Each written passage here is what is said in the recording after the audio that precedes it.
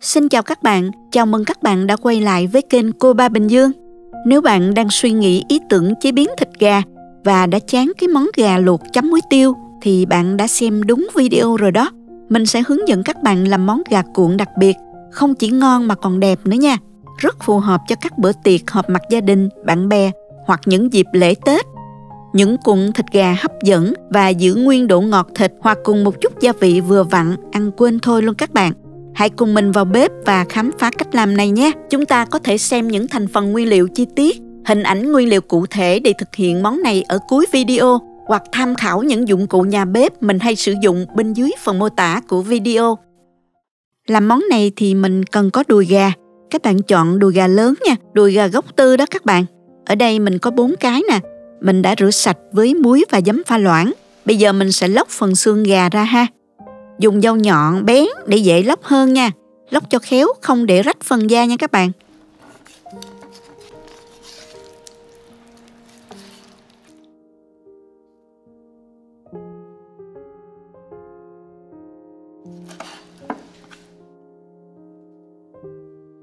Cũng dễ lắm. Mình lóc xong được một cái rồi nè. Các bạn cứ làm như vậy cho đến hết nha.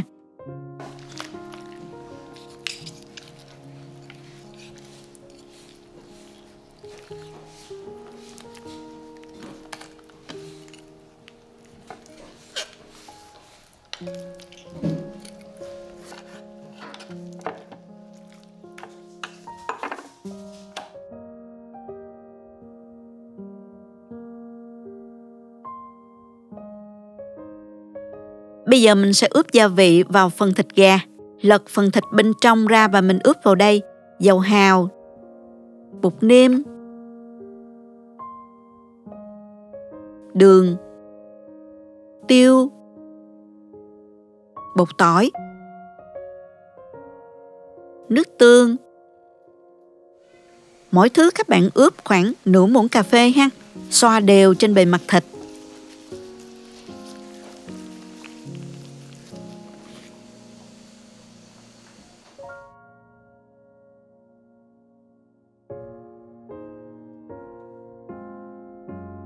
Sau khi ướp xong bề mặt thịt thì các bạn lật lại bề da. Mình rắc lên đây một chút xíu bột Sazon. Thoa đều nhằm tạo màu vàng đẹp cho bề mặt của da gà. Các bạn có thể thay thế bằng bột nghệ cũng được nha. Nếu da gà có màu vàng đẹp tự nhiên thì các bạn bỏ qua công đoạn này cũng được ha. Tiếp theo thì mình lật cho phần da xuống dưới, rồi mình bắt đầu dùng tay cuộn lại nè. Cố gắng tém phần thịt gà mình cuộn vào bên trong. Như vậy nè các bạn. Sau đó thì mình dùng giấy bạc cuộn lại.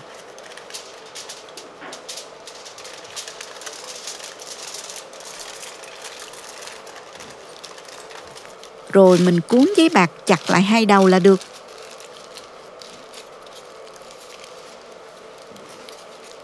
Các bạn cứ làm tiếp tục như vậy ha.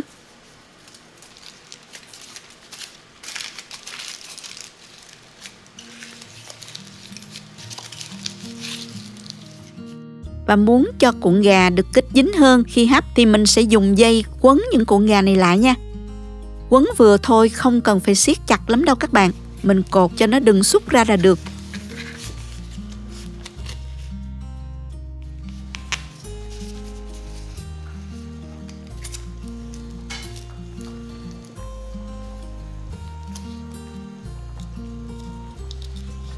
Mình làm xong rồi nè.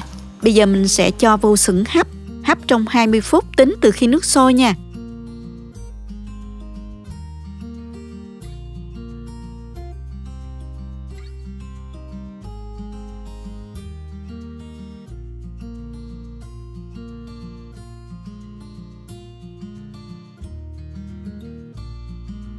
Khi nước sôi thì các bạn hạ lửa trung bình thấp để gà chín từ từ, không bị quá mềm ha.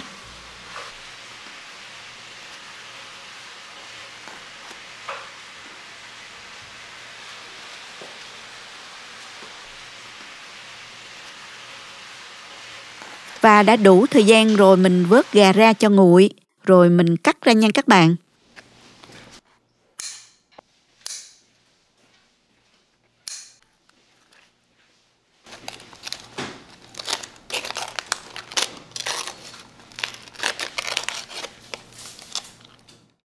Tháo dây và giấy bạc ra rồi mình cắt ra luôn nè.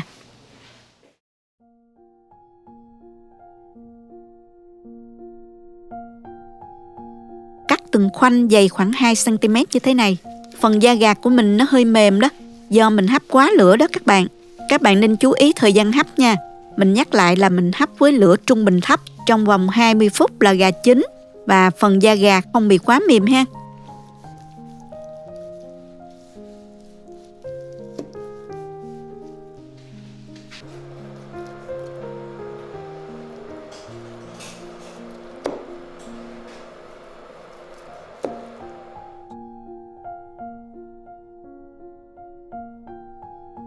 Mình xếp ra đĩa trang trí và dùng thôi các bạn ơi.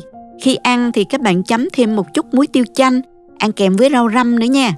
Ưu điểm của món ăn này là khi ăn thì mình cảm nhận được thịt rất ngọt, đậm đà nhờ mình ướp sơ đó các bạn. Thịt được cuộn chặt và hấp, hầu như là chất ngọt được giữ lại bên trong. Thịt được cuộn lại tạo hình nên bảo đảm tính thẩm mỹ khi bày ra mâm. Được lóc xương nên cũng dễ ăn hơn nữa.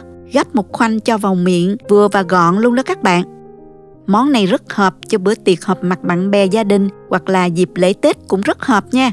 Chúc các bạn thành công với món gà cuộn. Cách làm không khó phải không nè? Chỉ cần chịu khó một chút là có món ăn ngon. Cảm ơn các bạn đã xem hết video. Xin chào và hẹn gặp lại ở video kỳ tới nha. Chúc các bạn thành công với món gà cuộn. Nếu thích cách mình chia sẻ, nhớ gửi cho bạn bè cùng xem. Bấm like và đăng ký kênh để xem nhiều món ăn mới của mình. Nếu thấy video thực sự hữu ích, bạn có thể gửi tặng ekip thực hiện một ly cà phê bằng nút Super Thanks hình trái tim ngay bên dưới video.